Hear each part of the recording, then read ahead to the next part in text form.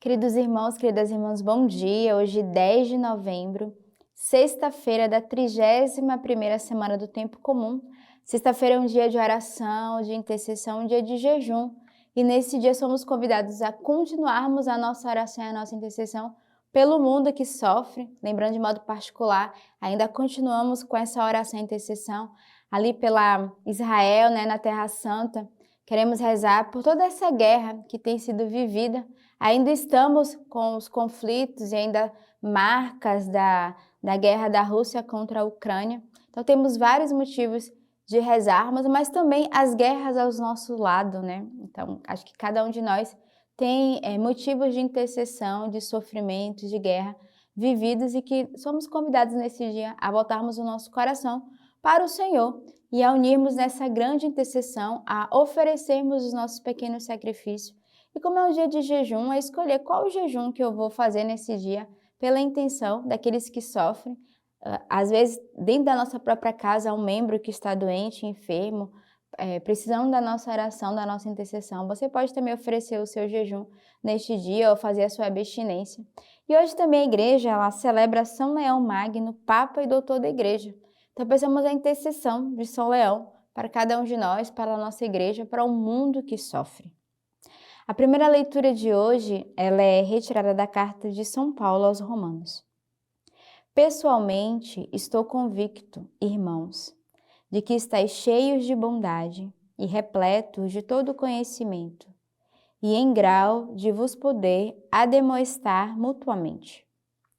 Contudo, eu vos escrevi, e em parte com certa ousadia, mas no sentido de avivar a vossa memória, em virtude da graça que me foi concedida por Deus, de ser o ministro de Cristo Jesus para os gentios, a serviço do Evangelho de Deus, a fim de que a oblação dos gentios se torne agradável, santificada pelo Espírito Santo.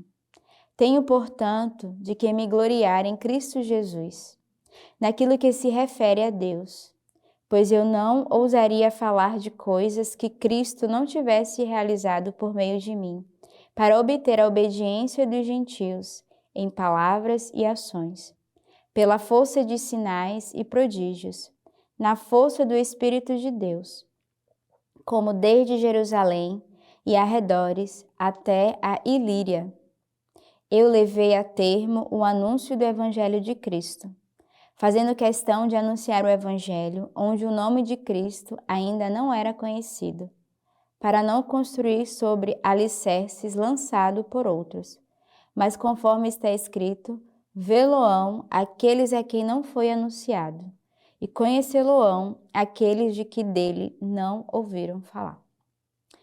A gente vê nessa carta de São Paulo aos Romanos, São Paulo que vai estar convicto, como diz a própria palavra, da intensidade, da intenção do povo. E é bonito porque ele diz assim, estou convicto, irmãos, que estáis cheios de bondade e repletos de todo conhecimento, em grau de vos poder ademonstrar mutuamente. Então ele tem certeza que ele poderia exortar o povo, ele tinha certeza do coração daquelas pessoas que estavam cheios de bondade e que eram capazes de acolher. Aí ele vai dizer, contudo, eu vos escrevi em parte, com certa ousadia, mas no sentido de avivar a vossa memória, em virtude da graça que me foi concedida por Deus. Então, qual foi a missão de Paulo aqui? Avivar a memória do povo.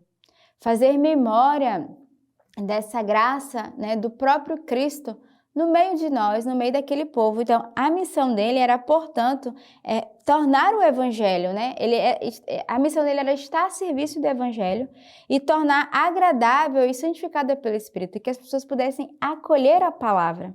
E aí São Paulo vai dizer, tenho, portanto, que me gloriar em Cristo Jesus naquilo que se refere a Deus, pois eu não ousaria falar de coisas que Cristo não tivesse realizado por meio de mim, para obter a obediência dos gentios em palavras e ações. Então, São Paulo aqui vai com uma missão, que é anunciar a palavra de Deus, e ele vai ter certeza que ele jamais falaria daquilo que ele não tocou, muito pelo contrário, ele queria testemunhar a ação de Deus, aquilo que São Paulo experimentou, de salvação, de graça na sua vida.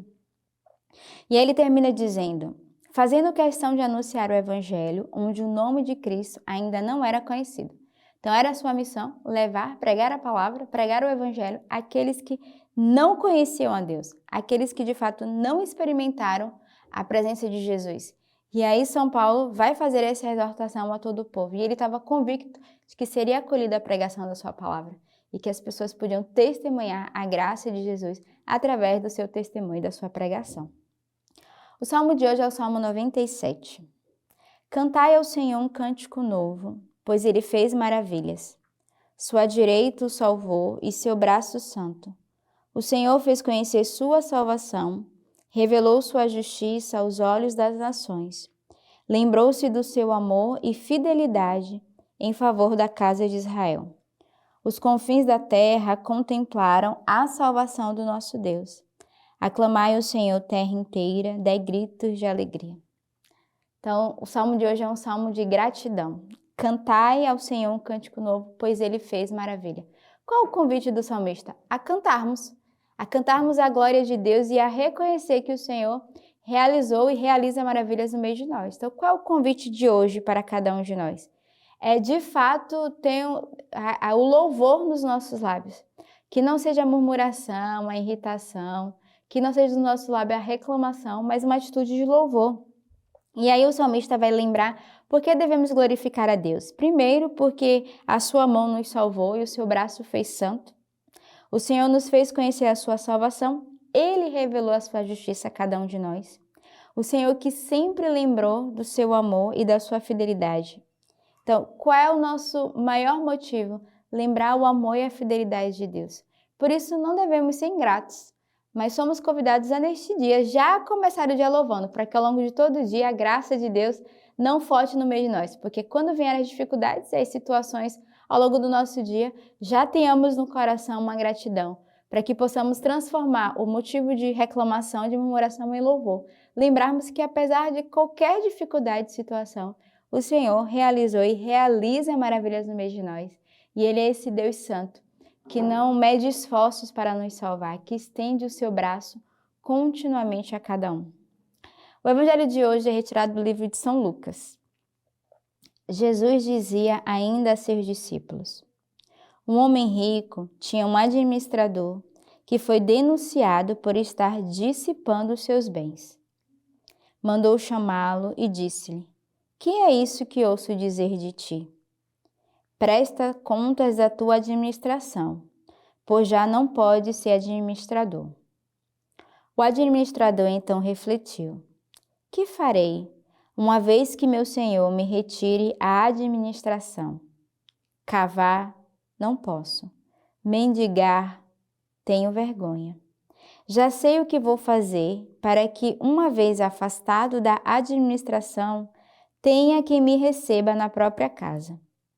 Convocou então os devedores do seu senhor, um a um, e disse ao primeiro: quanto deves ao meu senhor? 100 barris de óleo, respondeu ele. Disse então: toma a tua conta, senta-te e escreve depressa 50. Depois disse a outro: e tu, quanto deves? 100 medidas de trigo, respondeu. Ele disse: toma a tua conta e escreve 80. E o Senhor louvou o administrador desonesto por ter agido com prudência, pois os filhos deste século são mais prudentes com sua geração do que os filhos da luz. O evangelho de hoje é um evangelho muito claro para cada um de nós e é o Senhor que vai usar, como esse exemplo, eu creio que como essa parábola, para mostrar de fato a infidelidade. E ao mesmo tempo somos convidados a ter um coração reto e leal. E o evangelho de hoje vai mostrar esse administrador que não prestava conta da sua administração, que não geriu bem, e o Senhor que vai afastá-lo e ele vai usar de uma esperteza que vem do mundo.